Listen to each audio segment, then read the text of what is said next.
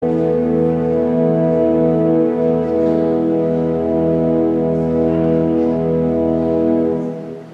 the name of God, our Creator and Maker and Redeemer and Sustainer, Amen. Amen. Morning. There's a lot this morning about the law.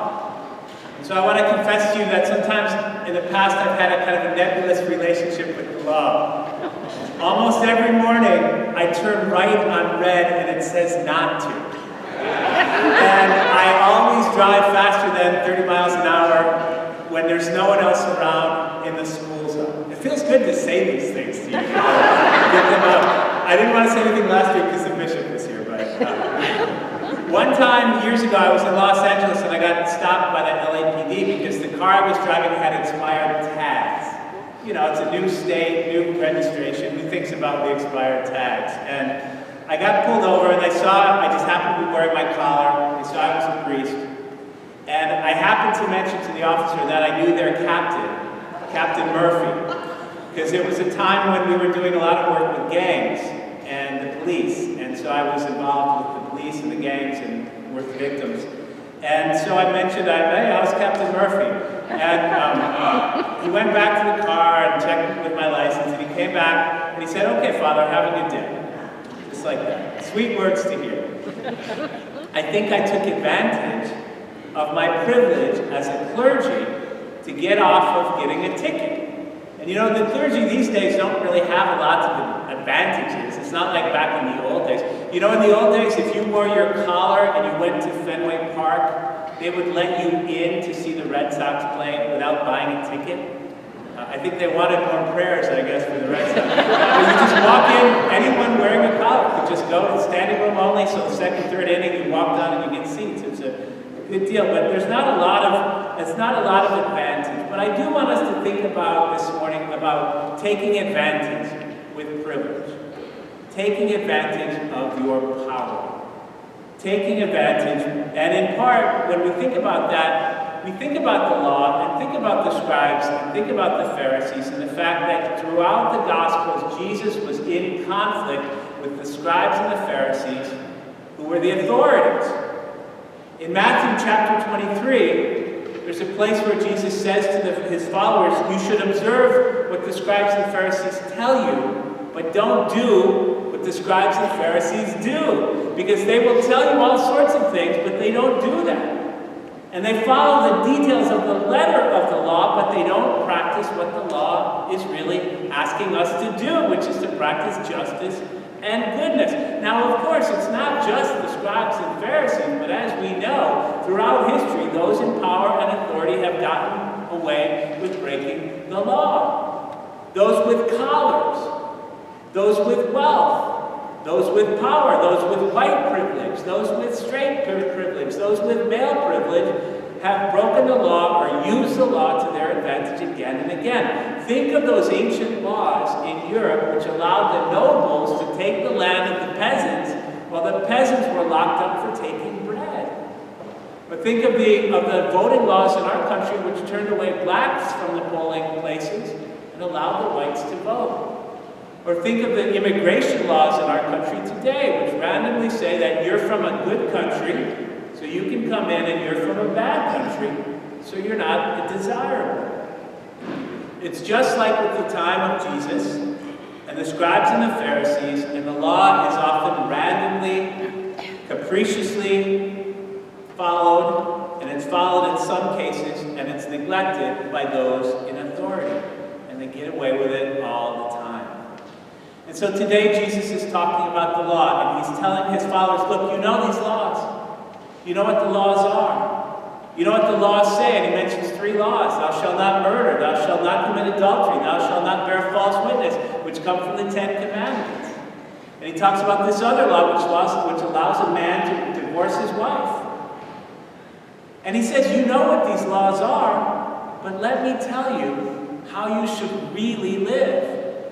Because it's not just enough to follow the law, my followers.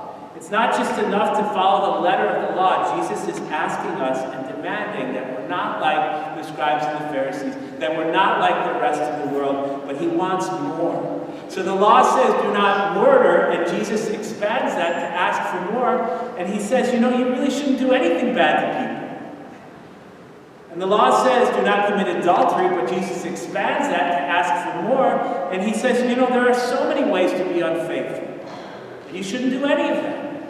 And the law says, Jesus says, the law says that a man can divorce his wife, but he's asking for more. And he's saying, think about what happens to a divorced woman in our culture.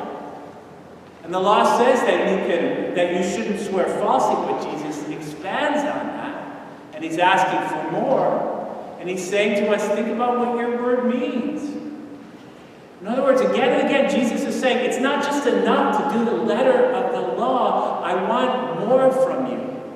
If you're going to be with me on this journey, if you're going to follow me to the kingdom, if you're going to be part of making this new world a reality, don't just follow the law. I'm sometimes, as I pray and I think about it, I'm sometimes not comfortable that I feel that God is asking more for me than necessarily from other people. I sometimes feel like it's not fair that of Christians we are expected more. And it reminds me of a time when I was in junior high school, when I turned in a paper that I thought was a fairly good paper, and I got it back from the professor the next day, and he failed it. And he wrote on it, Tom, I expect something more from you. And I went back to him, I said, you've got the wrong guy. I'm not really that smart. And he said to me, if you have good teachers, every one of those teachers will ask more from you. You are not living up to your potential. I hated to hear that. Did anyone else hear that? You're not living up to your potential. What is that potential? Well, sometimes I think in many of our lives, we have an authority figure or someone who we want to please. We're aiming to do well for that coach, or for that teacher, or for some family member. We're aiming to do well for some person. Do you have someone like that in your life? You're trying to do your best for that person. I had my grandparents, and I would try and do my best for them and not disappoint them. And I remember when I had my first cigarette when I was 18. And I experimented with cigarettes for a little while, and then my grandparents discovered that I had been smoking, and I felt bad. Not that they didn't love me, not that they were super disappointed, but I felt like I hadn't done my best. And sometimes when I think about Jesus, when I think about God, I think about that. Not that God is disappointed in me when I don't do my best. I think God always loves us. But I think God, and I think Jesus is asking always for a little bit more. That we are capable of so much more.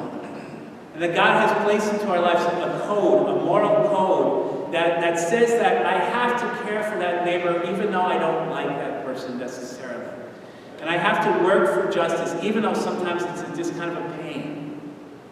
And that I have to really, really love my family, even though sometimes they get on my nerves. And I have to forgive, and I have to do this, and I have to do that. You know what the law says. I'm asking from you a little bit more. And so sometimes when I come in here and I think about Jesus, he's everywhere in here. And you look around and you see his face, or you read about him, or you find him in your prayers. I feel like he's offering me so much. And what's the least I can do? What's the least I can do? I can do a little bit more. I wonder if this week, if we think about what are we doing? How are we doing it? What are the minimum things that we're willing to give to God? I pray that this week, especially as we enter into the season of Lent, Lent is a time when there's a lot of work, a lot of action, a lot of activity. And I pray that we realize that in God, we are free to do anything we want. We can break the law. We can keep the law. We can carefully ignore those laws. We can watch the world and those who are in power abuse the law. We can watch that again and again. But we don't have to do that because we are capable of more. We have to hold each other up to this moral standard that says you are not doing the right thing, even if you get away with it. even if you're keeping the letter of the law, that my God has asked of me more. And so that's the least I can do. We have been given so much by God.